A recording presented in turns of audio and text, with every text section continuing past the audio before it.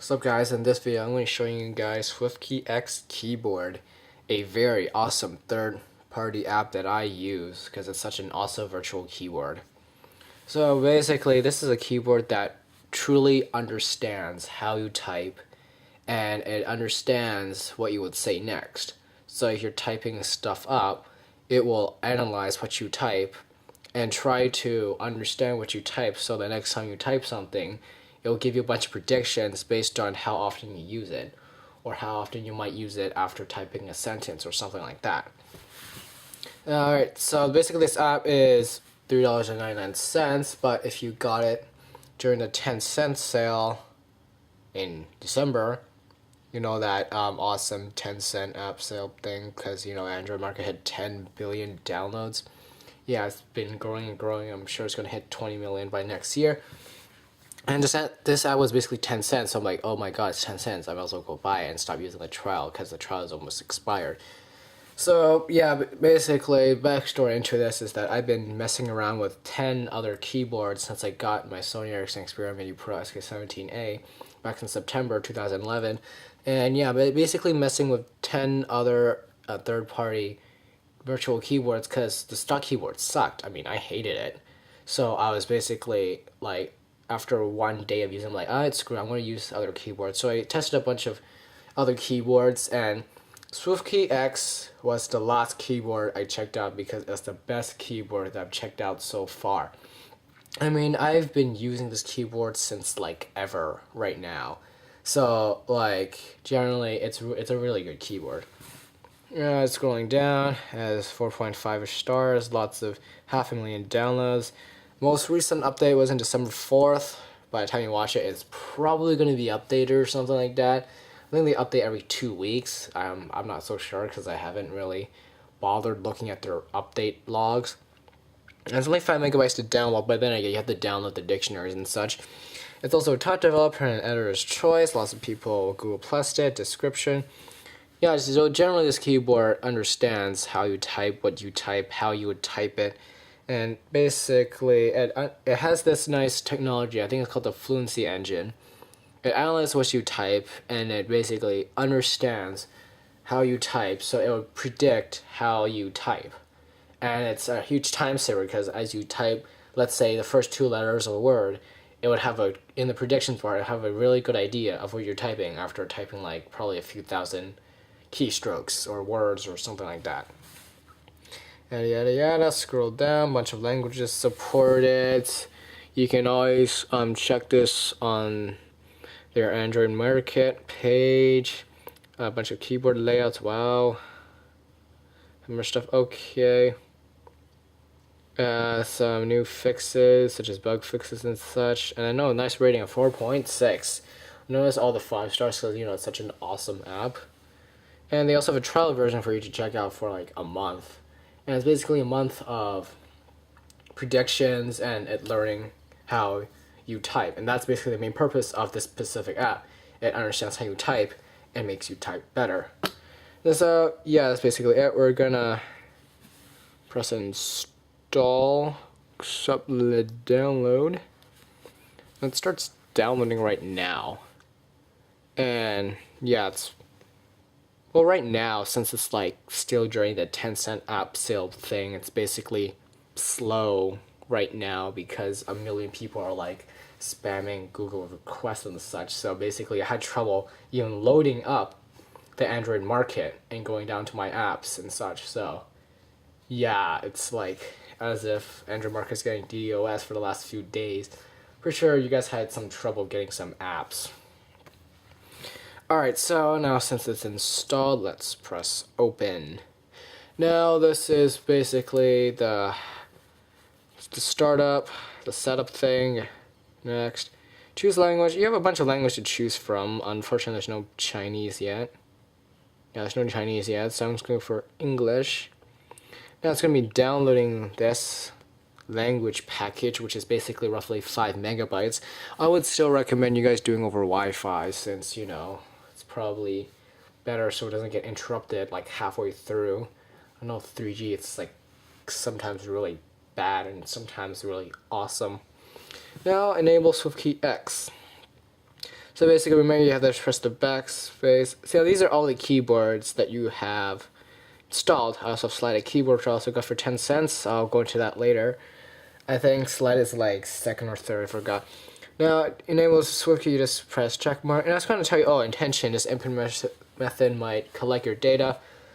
It kind of does and it kind of doesn't. When I mean kind of does, I mean it puts it into a database that's on your phone and on your phone only, where it can understand how you type. Now, of course, this won't remember your passwords, and you can always delete a word if you don't want it to be remembered. So press OK, press back, remember to press back. Set this as an input method. Now, style type, now these are typing styles. Now, precise is for people that take time and actually type their stuff properly, as in they type slower. Rapid is people that spam right away and they would rather do other stuff than just typing stuff on their phone. Let's say playing COD. They would rather play COD than type on their phone if they're Facebooking, and they can't Facebook on, let's say, on their Xbox because they have a keyboard, etc., etc. So it's much easier if you're rapid or to type faster, and basically it's autocorrect. The autocorrect is pretty good out of the box. You don't need to do anything much to it. But then as it understands how you type, you will really see the true power of SwiftKey X Keyboard. Because as it understands how you type, it makes you type way better, as the predictions are betterly selected than, let's say, out of the box like right now. So I'm a precise typer. I don't type away because of the keyboard lag sometimes. Personalize, you don't need to personalize, just press done. Congratulations, yada yada yada is ready to use. And this is basically the general setup of this application. Now let's go into some quick tips, just for the fun of it. Now you should probably check out the quick tips, learn how to actually use it properly so you don't mess up the settings. But either way, you can always reset the settings. So after you type this, you got how to use it, how to install, etc. This is basically how to use it, how to remove letters, how to install, and some other good stuff that you guys understand. Let's go back to SwiftKey X. Okay, now you can go into your settings. It is an installer anyways. Go to your settings.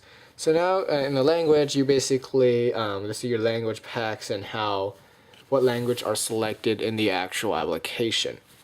Now I chose English US, and there's no other language that I use, and I don't even use Chinese because I don't even know like 99% of the Asian words, so I don't care about that. Now personalization, this you really don't need to bother doing. This basically understands how you type on Facebook, your email, your Twitter, which I don't even use, which I'm starting to use more. Same thing with everything else. And yeah, that's basically how it is. Now personalization. Oops, I just typed into that. My bad. Theme. Okay, so there's only 4 themes right now. There's dark, light, neon, and pumpkin. They added pumpkin on October 31st, 2011, which was basically Halloween. And yeah, that's a nice theme, but I like using dark because I can't see what I'm typing on neon or pumpkin, and white's too bright. So I'll choose dark. You can choose for foreign letters or arrow keys if you want to be precise, but since I have a nice light out keyboard here, I don't need it, but you can consider choosing that too. Next thing is advanced. Now I don't think this is super advanced because it's not really that long. This is where you can choose your typing style if you want to switch over to whichever one you want.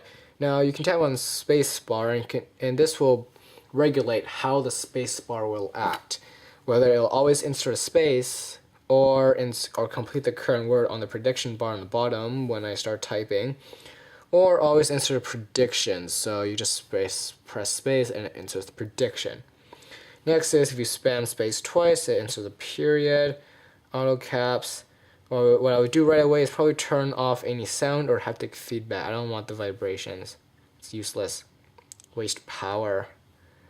Voice recognition I'll turn off because I don't really need that either. Long press duration. This is very useful because when you actually select use the modifier keys or whatever, you press and hold, but then again this is for half a second, so I'm going to tune it down to 100 I think it was 130 something. That was my. Okay, sure, whatever. Now for gestures. Now gestures, it's not like the swipe or slide a keyboard kind of gestures.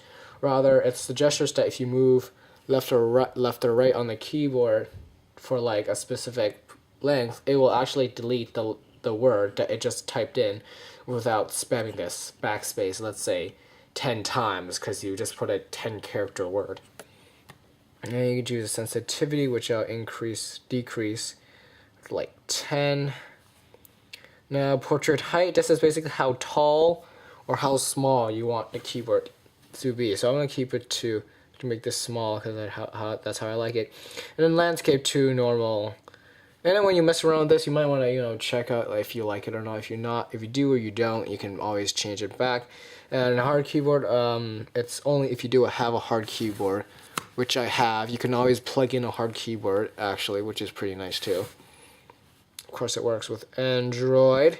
Next is the statistics. Now, basically, to make this video, I actually had to uninstall it and reinstall it. So don't worry, because I still have the save files for all of the stuff, but not specifically the statistics. So I'm like, oh, well, whatever.